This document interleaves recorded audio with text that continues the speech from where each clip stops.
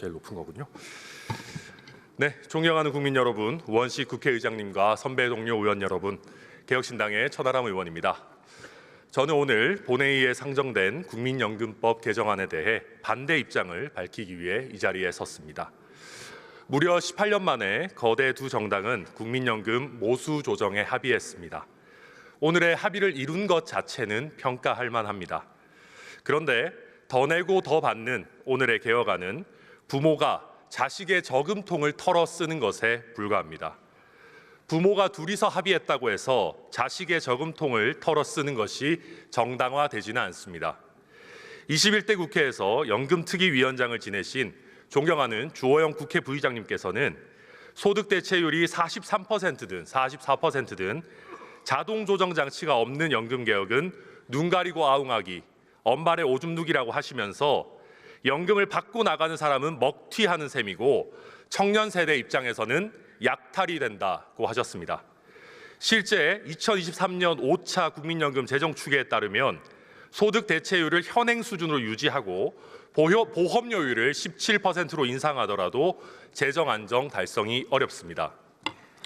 소득 대체율 43%, 보험료율 13% 안으로는 지속 가능성을 확보하는 것은 불가능합니다. 결국 미래 세대에게 감당할 수 없는 부담을 떠넘기는 것입니다. 제 아들이 올해 우리 나이로 10살, 초등학교 3학년입니다. 제 아들 세대 입장은 누가 물어보기라도 했습니까? 미래 세대는 기성 세대를 부양할 능력이 없습니다. 1970년에 출생아는 100만 명인데 제가 태어난 1986년에 출생아는 63만 명입니다.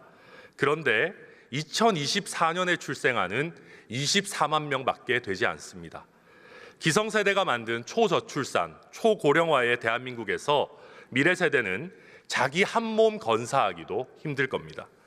앞 세대에서 최소한의 폭탄 해체 작업을 해두지 않으면 뒷세대는 말 그대로 폭발하고 말 것입니다. 그런데 오늘의 합의안은 국민연금의 막대한 부채가 발생하는 것을 막기 위한 자동 조정 장치 논의조차 뒤로 미뤘습니다.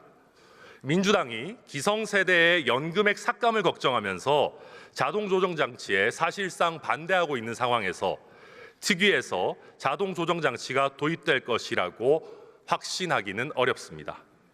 자동 조정 장치에 대한 반대는 현행 개편안이 지속 불가능하다는 것을 반증합니다. 반드시 선행되어야 할 구조조정에 대한 담보 없이, 구조개혁에 대한 담보 없이 오늘 더 내고 더 받는 모수 조정만을 한다는 것에는 결코 동의할 수 없습니다. 심지어 오늘의 모수 조정은 그 자체로 기존의 정부안보다도 우리 청년, 미래 세대에게 가혹한 계약안입니다. 당초 제시된 정부안은 청년 세대의 과중한 부담을 막기 위해서 50대는 연간 1%씩, 40대는 연간 0.5%, 30대는 0.33%, 20대는 0.25%씩 올리는 것이었습니다. 젊은 층일수록 납입 기간은 길고 보험료 부담은 커지는 상황을 반영한 겁니다. 그러나 이번 합의안은 전 세대가 8년간 매년 0.5% 인상으로 통일시켜버렸습니다. 우리 청년, 미래 세대에 대한 최소한의 염치는 있어야 되지 않겠습니까? 오늘의 합의안은 정의롭지도 공정하지도 않습니다.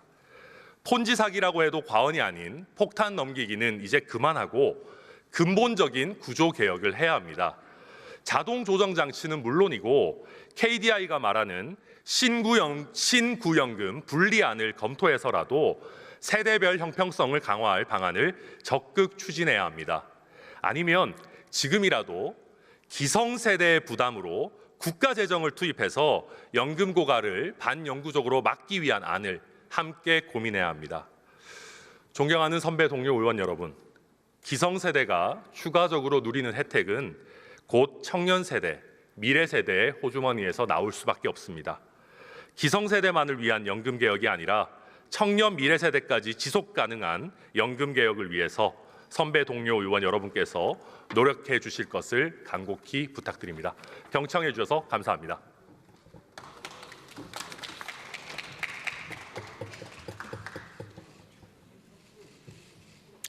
네, 천하람 의원 수고하셨습니다. 다음으로 주호영 부의장 나오셔서 토론해 주시기 바랍니다.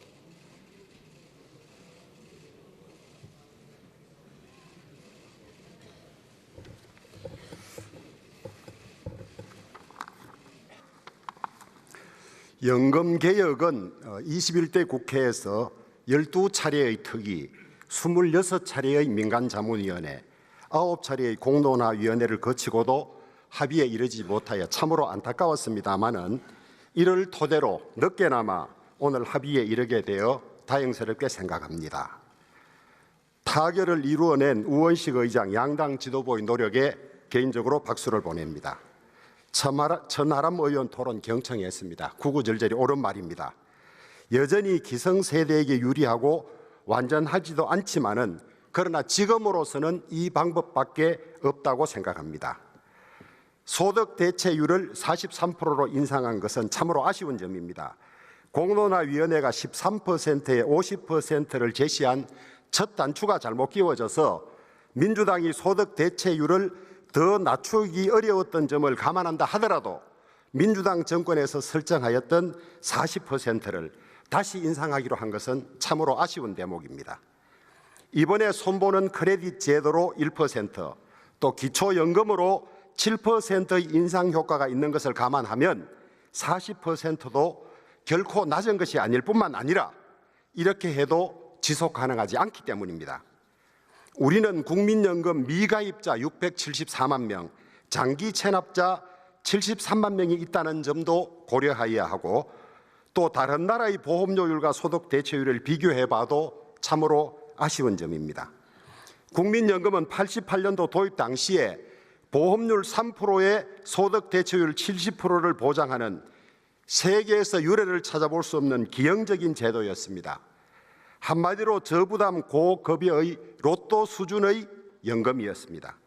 이후 국민연금 도입 당시 매 5년마다 3%씩 18%까지 인상하기로 했던 보험료율은 98년 9%로 올린 이후 27년간 더 인상하지 않았습니다. 2007년 2차 연금개혁 과정에서 2030년까지 보험료율을 15.6%까지 올리자는 논의가 있었습니다마는 소득 대체율만 40%로 낮추면서 논의를 마무리했습니다. 마땅히 해야 할 일을 그때 하지 않으면 그 이후에는 훨씬 큰 대가가 요구되고 어려워진다는 사실을 관가했습니다. 보험료 인상을 기피하였던 역대 정권의 책임이 적지 않습니다. 추가적인 구조개혁 논의에 착수하지 못하면 국민연금은 보험료 수지 적자를 피할 길이 없습니다. 급격한 저출생 고령화로 가입자 수는 줄고 수급자 수는 기하급수적으로 늘어나기 때문입니다. 들어오는 돈보다 나가는 돈이 많게 되면 국민연금은 자산을 매각하거나 투자액을 줄여야 합니다. 보험료 수지 적자를 기금 운용 수익으로 메운다 하더라도 2048년이면 기금이 완전히 적자로 돌았습니다. 문제는 국민연금이 주식 5% 이상을 보유한 국내 기업이 283곳에 달하는 상황에서 대규모 주식 매도에 나설 경우 단순한 주가 하락에 그치지 않고 외국 자본의 이탈, 국내 자산 가치 하락, 금융시장 불안으로 한국 경제는 바로 붕괴를 직면하게 됩니다. 이런 위기 상황은 강 건너 불이 아니라 당장 발등에 떨어진 불입니다. 외국은 70년, 100년 주기의 완결된 연금 주기를 가지고도 거시경제 슬라이드라는 자동 조정 장치를 가지고 있습니다. 새 집이 부서지면 그 안에 담긴 새알은 박살이 나게 마련입니다.